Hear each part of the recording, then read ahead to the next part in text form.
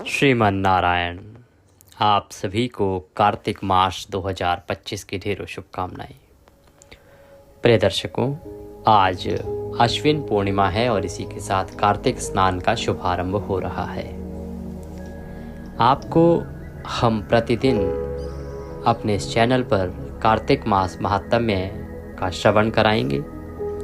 यह महात्म्य भगवान ब्रह्मदेव द्वारा देव ऋषि नारद को सुनाया गया है।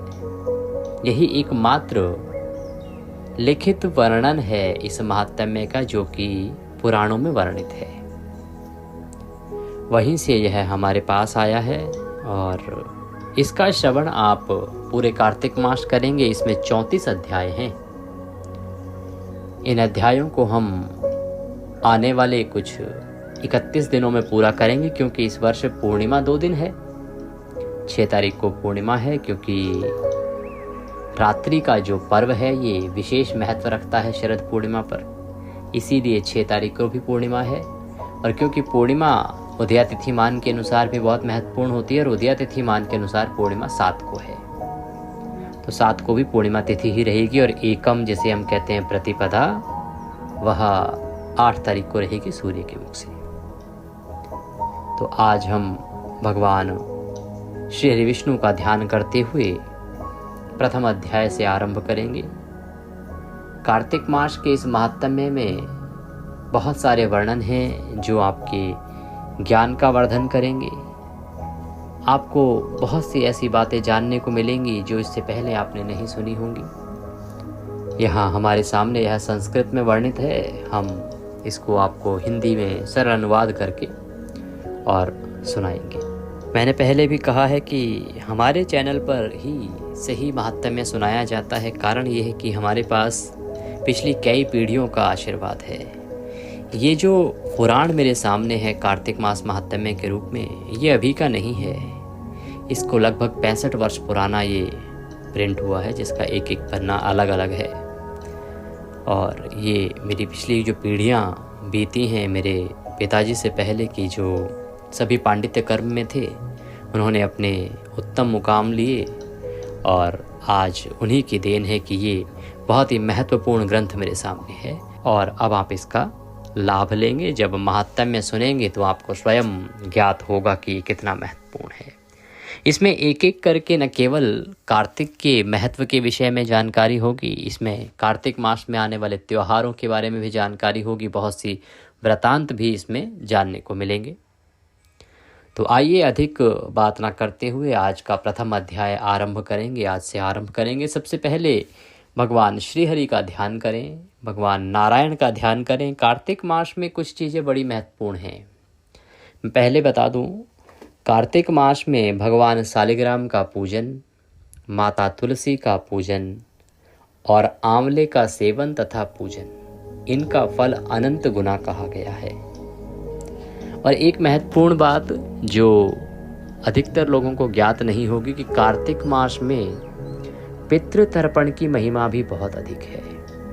कार्तिक मास में यदि आप पितृ तर्पण करते हैं तो वह अत्यंत कल्याणकारी कही गई है। इसका वर्णन भी आप महात्म्य के माध्यम से ब्रह्म वाक्य में सुनेंगे, अर्थात ब्रह्मा जी के द्वारा उसका वर्णन किया गया है। तो प्रतिदिन आप पितरों को तर्पण भी यदि करते हैं कार्तिक मास में, तो वह अनंत गुना फल आपके पितरों को देता है। इसी के लिए मैंने आपके लिए गीता का 7वां अध्याय अपलोड किया है, उसको सुनिएगा। उसमें मैंने विधि भी बताई है कि कैसे आपको जल तर्पण करना है और यह पुण्य पितरों को अर्पित करना है। आइए भगवान का ध्यान करते हैं और प्रथम अध्याय आरंभ करते हैं। आपसे निवेदन है कि यह पावन पुनीत कार्तिक मास महात्म्य का अध्याय का वीडियो है, तो कृपया वीडियो को एक बार लाइक अवश्य कर दीजिएगा। कार्तिक स्नान फल प्राप्त करने के लिए कमेंट बॉक्स में अवश्य लिखिएगा ओम नमो भगवते वासुदेवाय या जय शालिग्राम भगवान, जय माँ तुलसी। ये मंत्र कार्तिक में जितने लिखे जाएंगे, ये नाम जितने जपे जाएंगे, उतना कल्याण होगा। आप देख रहे हैं देवभूमि ज्योतिष संस्थान का प्रतिष्ठित यूट्यूब चैनल देवभूमि धार्मिक। हम यहाँ पर सभी व्रत और त्योहारों की सही शास्त्रीय जानकारी प्रदान करते हैं। ज्योतिष शास्त्र और पंचांग के आधार पर हम आपको बताते हैं कौन सी तिथि कब है, व्रत आदि कब करना है और क्या विधि है। यदि आप सही जानकारी पाते रहना चाहते हैं तो कृपया चैनल को भी सब्सक्राइब कीजिए और बेल आइकन को प्रेस कीजिए। प्रिय दर्शकों, भगवान नारायण का ध्यान कीजिए। शांतकारं भुजगशयनं पद्मनाभं सुरेशं विश्वधारं गगनसदृशं मेघवर्णं शुभांगं लक्ष्मीकान्तं कमलनयनं योगिर्विन्द्यगम्यं वन्दे विष्णुं भवभयहरं सर्वलोकैकनाथं। बोले विष्णु भगवान की जय। अथ श्री कार्तिक मास महात्म्य प्रथमो अध्याय। परम पूजनीय गुरुदेव की वंदना करते हैं। गुरुर्ब्रह्मा गुरुर्विष्णु गुरुर्देव महेश्वरः गुरुर्साक्षात् परब्रह्म तस्मै श्री गुरुवे नमः। बोली गुरुदेव महाराज की जय। या देवी सर्वभूतेषु मां सरस्वती रूपेण संस्थिता नमस्तस्यै नमस्तस्यै नमस्तस्यै नमो नमः। बोले सरस्वती महारानी की जय। बोले प्रथम पूज्य श्री गणेश जी महाराज की जय। प्रथमो अध्याय स्नान वर्णनम। पहला अध्याय आएगा जिसमें स्नान का वर्णन होगा। आप इस अध्याय के माध्यम से जान पाएंगे कि कार्तिक स्नान कैसे किया जाता है, कैसे किया जाना चाहिए, इसकी शास्त्रीय विधि क्या है, पुराणों में क्या वर्णन इसका मिलता है कि कैसे आपको कार्तिक स्नान करना चाहिए। यह आज के इस प्रथम अध्याय का सार रूप है। नारायणं नमस्कृत्य नरं चैव नरोत्तमं देवीं सरस्वतीं व्यासं ततो जयमुदीरयेत्। कहते हैं कि आरंभ में नारायण को और नर में उत्तम नर और सरस्वती देवी को नमस्कार करके फिर जय अर्थात पुराण को कहें, अर्थात पुराण सुनाना आरंभ करें। तो हमने सबसे पहले भगवान नारायण का ध्यान किया, गुरुदेव की वंदना की, माँ सरस्वती को नमस्कार किया। अब हम पुराण कहते हैं। नंद गोप सुतः कृष्णो व्रजस्त्रीणाम विकासते। कहते हैं कि गोप नंद के कुमार श्री कृष्ण ब्रज के स्त्री समाज के मध्य में ऐसे प्रकाशित होते हैं जैसे चारों ओर प्रकाशमान बिजली के मध्य में नवीन श्याम मेघ दिखाई देते हैं। जब चारों ओर बहुत ही भयानक बिजली कड़के और उसके बीच में श्याम रंग का जो मेघ का जो बादल है ना, वो जिस प्रकार से उस बिजली में चमकता है, वैसे उस संपूर्ण स्त्री समाज के बीच में अर्थात अनेकों गोपियों के बीच में श्याम वर्ण के मेरे प्रभु कृष्ण की अद्भुत छवि दिखाई दे रही है। शौनक उवाच आगतम ही कलिम ज्ञात्वा नैमिषारण्यवासिना। शौनक जी सूत जी से बोले, हे सुंदर व्रत वाले, आए हुए कलयुग को जानकर विष्णु महाराज संबंधी धर्म के उपदेश से नैमिषारण्य के रहने वाले हम लोगों की रक्षा करो। शौनक आदि जो ऋषि हैं वो सूत जी से निवेदन कर रहे हैं, क्योंकि नैमिषारण्य जो स्थान है ना, परम पूजनीय और पावन है। यहाँ पर जो ऋषिगण हैं वो सूत जी के द्वारा अनेकों प्रकार के वृतांत सुन सुनकर भगवत कृपा प्राप्त करते हैं। तो उन्होंने प्रार्थना की कि हे सूत जी महाराज, धर्म के उपदेश से हमारी रक्षा करें। भगवान विष्णु महाराज से संबंधित यदि कोई उपदेश है तो वह हमें सुनाकर और हमें कृतार्थ करे। तो सूत जी बोले, मैं कल्याण करने वाले गणेश, ब्रह्मा, शंकर, विष्णु और व्यास जी को नमस्कार करके विष्णु संबंधी धर्मों को कहता हूँ। सूत जी कहते हैं कि मैं कहना आरंभ करता हूँ और सबसे पहले प्रथम पूज्य गणेश, ब्रह्म और शंकर, विष्णु आदि सभी को बारंबार नमस्कार करता हूँ। कहते हैं कि पूर्व काल में सतयुग के आदि में मुनि नारद ब्रह्मा के लोक को गए। जब सतयुग चल रहा था उसके लगभग मध्य में एक बार देवऋषि नारद जो हैं वो ब्रह्मलोक को पधारे, ब्रह्मा जी के पास गए। वहां जब देवऋषि नारद पहुंचे तो ब्रह्मा जी ने उनको देखा। वे भगवान का ध्यान कर रहे थे। महाबुद्धिमान, सब प्राणियों के हित में लगे हुए, ऋषियों से स्तुति किए हुए और देवताओं से गान किए जाते हुए ब्रह्मा जी को उन्होंने देखा कि सभी देवता उनकी स्तुति कर रहे हैं, गान कर रहे हैं। और इस प्रकार से ब्रह्मा जी को उन्होंने वहां पर विराजमान देखा। उनके चारों ओर अप्सरा, किन्नर और पुराण इतिहासों से सहित मूर्ति को धारण किए चारों वेद, कौन से 4 वेद कहे गए हैं? ऋग्वेद, यजुर्वेद, सामवेद और अथर्ववेद बैठे हैं। ब्रह्मा जी के चारों ओर बैठे हैं चारों वेद। वहां संपूर्ण नदी और 7 समुद्रों से मुक्त करोड़ सूर्य के समान प्रकाश वाले थे। सब धर्मों के स्थान थे। सब लोगों के दादा ब्रह्मा को मुनि श्रेष्ठ नारद प्रणाम करके नम्रता से पूछने लगे। तो इस प्रकार जो भगवान ब्रह्मदेव की एक प्रकार से कहें तो ब्रह्मलोक का जो बखान किया गया है बड़ा ही अद्भुत है। इससे पहले ब्रह्मलोक की महिमा आपने नहीं सुनी होगी कि ब्रह्मलोक में भी अप्सरा, किन्नर आदि गान करते हैं और जो 4 वेद हैं वो ब्रह्मदेव के चारों ओर स्थापित हैं। सब लोगों के दादा ब्रह्मा को मुनि श्रेष्ठ नारद वहां पहुंचने के बाद प्रणाम करते हैं विनम्रता के साथ और पूछने लगते हैं, महाराज आप सब जानने वाले हो, सर्वज्ञातो श्री महाभाग दासो विष्णुर्धर्मस्य वैफलम, कि भगवान आप सब जानने वाले हो और तुम्हारे दास और बहुत प्यारे सेवक मेरे लिए विष्णु संबंधी धर्म कहो। कि भगवान आप सदा विष्णु भगवान की सेवा करते हैं, उनकी भक्ति करते हैं, तो आप विष्णु से संबंधित जो धर्म है ना वो विस्तार पूर्वक मुझे कहो। विष्णु से संबंधित संपूर्ण महात्म्य और संपूर्ण धर्म मैं विस्तार पूर्वक आपसे सुनना चाहता हूँ।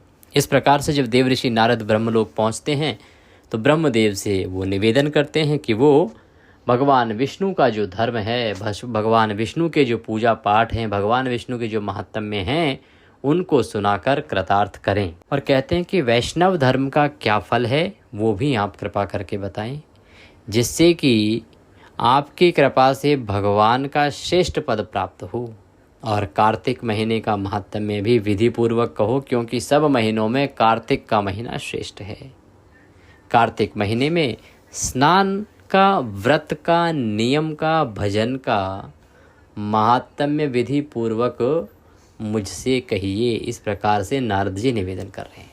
नारद जी कहते हैं कि हे भगवान, हे ब्रह्मदेव, मैंने सुना है कि कार्तिक मास मासों में श्रेष्ठ है, तो प्रभु मुझे इसकी महिमा कहिए ना, मुझे इसका महात्म्य सुनाइए ना, मैं इसका महात्म्य सुनना चाहता हूँ। कहते हैं कि कार्तिक के महीने में स्नान का, व्रत का, नियम का, भजन का क्या महात्म्य है उसे विस्तार से मुझसे कहो, मैं विस्तार से सुनना चाहता हूँ। तब ब्रह्मदेव बोले। अब नारद जी ने ब्रह्मा जी के पास जाकर उनसे निवेदन किया है तो ब्रह्मा जी कुछ तो बोलेंगे ही। ब्रह्मवाचः साधु पृष्ठम त्वयावत्स यल्लोकोद भवेत् हित्वे कथयामि। तो ब्रह्मदेव बोले, हे पुत्र, सब लोगों के उदय के वास्ते तुमने बहुत अच्छा प्रश्न पूछा है। हम तुमसे कहेंगे क्योंकि तुम्हारे समान दूसरा वैष्णव नहीं है। हे नारद, जो कोई वैष्णव को वैष्णव धर्म देता है तो उसको समुद्र सहित पृथ्वी दान का फल मिलता है। एक ओर से कुरुक्षेत्र का वास और पुष्कर क्षेत्र का वास, हिमाचल का वास, और एक और कार्तिक मास है, अर्थात कार्तिक की महत्वता बता रहे हैं कहते हैं कि एक ओर तो आप कुरुक्षेत्र का वास मान लीजिए, कुरुक्षेत्र में वास करने से जो पुण्य मिलता है वह कार्तिक के समान है, अर्थात कार्तिक के मास का जो फल है वो कुरुक्षेत्र में वास करने के जितना है।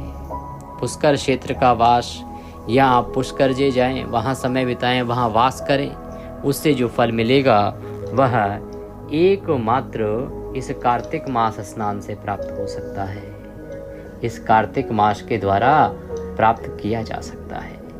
हिमाचल का वास और एक और कार्तिक मास है। हे पुत्र, यह कार्तिक का महीना इनसे पुण्य में अधिक है। कार्तिक का जो महीना है ना, ये इन सभी कामों को करने से जो पुण्य मिलता है उससे भी अधिक है।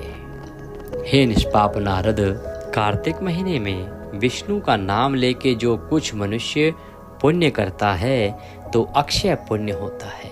यह जो हमने तुमसे कहा सो सत्य है। आगे कहते हैं कि हे निष्पाप नारद, कार्तिक महीने में विष्णु का नाम लेके जो कुछ मनुष्य पुण्य करता है तो अक्षय पुण्य होता है।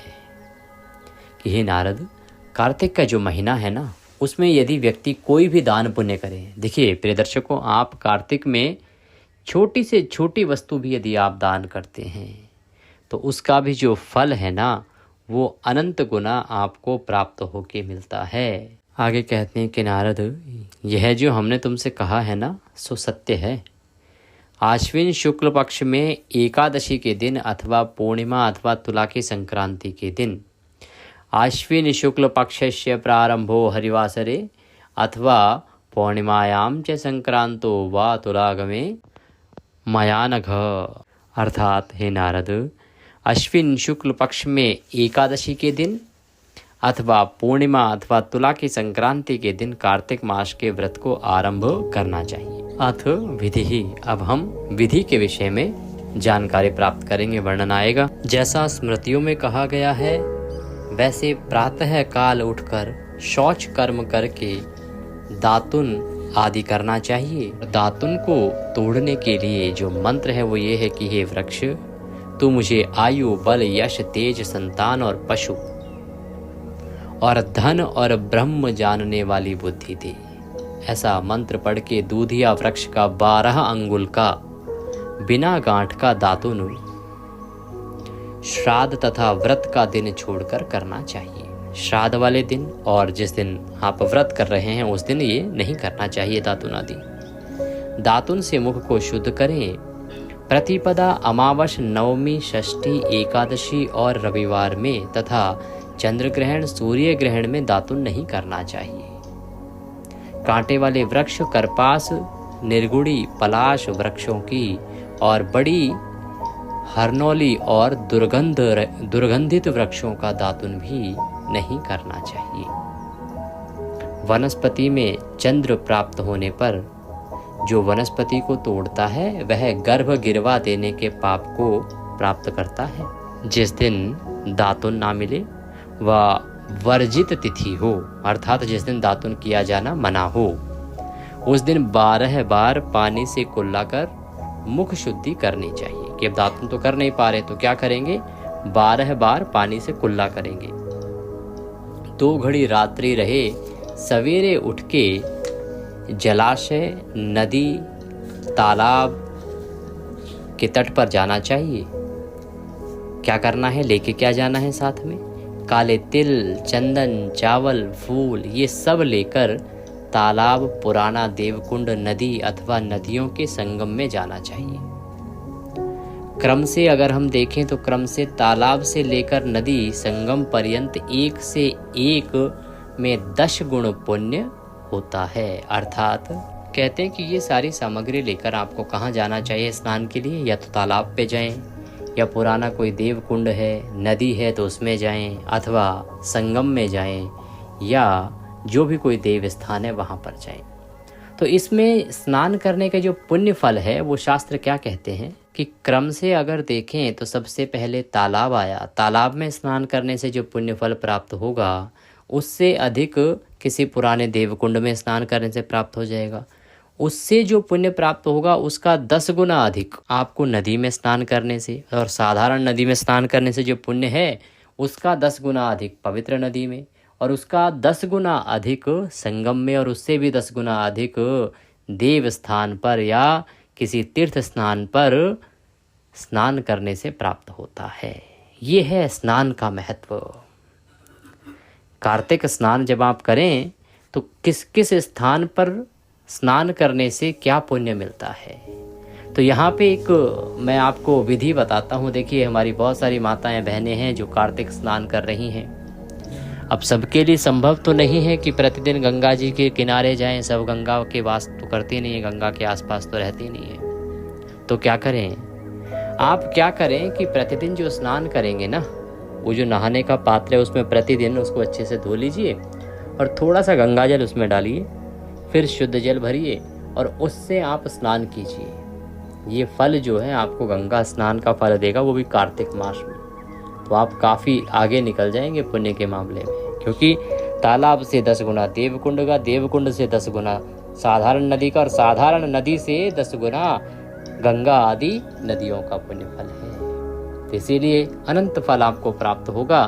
आप इस प्रकार से कार्तिक मास में स्नान कीजिएगा। और जब स्नान करें तो वर्णन आता है कि आपको इस प्रकार से भगवान से प्रार्थना करनी चाहिए। कार्तिके हम करिष्यामि प्रातः स्नान जनार्दन। हे भगवान, हे जनार्दन, इस कार्तिक मास में मैं प्रातः काल में स्नान करूंगा। इस प्रकार से भगवान से एक प्रकार का ये संकल्प आप ले रहे हैं प्रार्थना करके कि भगवान, मैं संपूर्ण कार्तिक मास प्रातः काल स्नान करूंगा।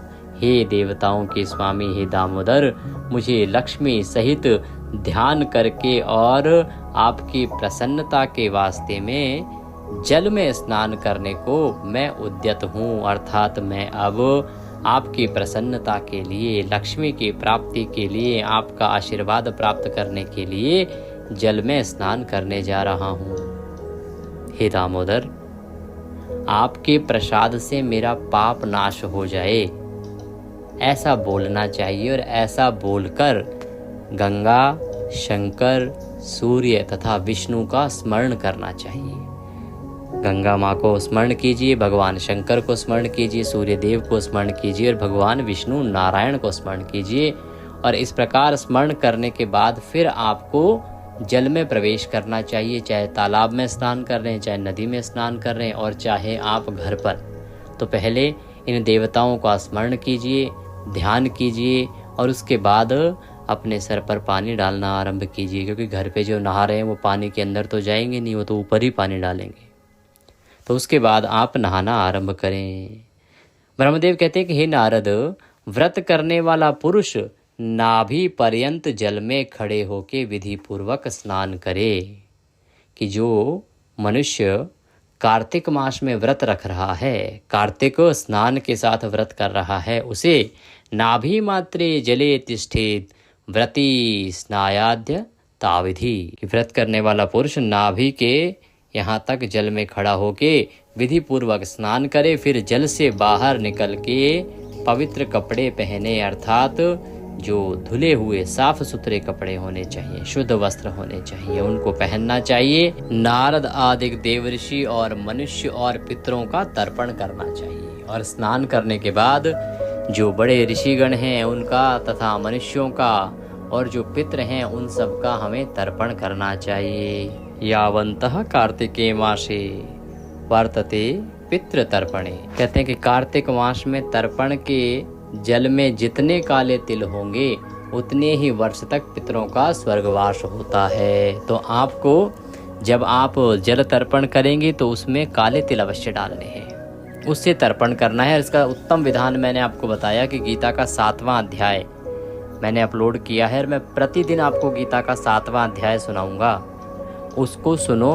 उसमें मैं विधि भी बताऊंगा कि कैसे आपको वह जल अर्पित करना है अपने पितरों को, क्या विधि है, किस विधि से आपको जल तर्पण करना है, क्या क्या जो लोटे में हम जल लेंगे उसमें क्या क्या डालेंगे। जैसा कि यहाँ महात्म्य में वर्णन आ रहा है कि आप जितने काले तिल उस तर्पण के जल में प्रयोग करते हैं उतने ही वर्ष तक पितरों का वास स्वर्ग में रहता है, पितरों को स्वर्ग रहने के लिए मिलता है। और स्नान के पीछे बकरी तथा भेड़ के पांव से उठे धूल के स्पर्श से आयु तथा लक्ष्मी नष्ट होती है। कि भाई अगर आप मान लीजिए जो लोग बाहर नहाने जा रहे हैं, गांव देहात की बात करें, या जो भी लोग नदी तालाब पर नहाने जा रहे हैं और वो पैदल चल के आएंगे, तो जो भेड़ बकरी आदि हैं वो पीछे चल रही हों और उनसे धूल उड़ के आ रही हो, तो इससे आपकी लक्ष्मी का नाश होता है, आयु का भी नाश होता है। तो शुद्धि का ध्यान रखें, ये कहने का अभिप्राय है। कुत्ता, कौआ, ऊंट, गधा, उल्लू, गांव का सुअर, दिया, छाछ, खाट, जूता, झाड़ू, इनको स्नान के पीछे स्पर्श करने वाला फिर स्नान करने से ही शुद्ध होता है। अर्थात स्नान करने के बाद जब आप इन वस्तुओं को या इन जीवों को छू लेते हैं, स्पर्श कर लेते हैं, तो फिर आपको शुद्ध होने के लिए पुनः स्नान करना चाहिए। और छींक, थूकना, जम्हाई, दांत से झूठा निकालना, झूठ बोलना, इनमें और अपना धर्म छोड़ के दूसरे के धर्म के चलने वाले लोगों के साथ बोलने में दाहिने हाथ का स्पर्श करें तो शुद्ध हो जाते हैं।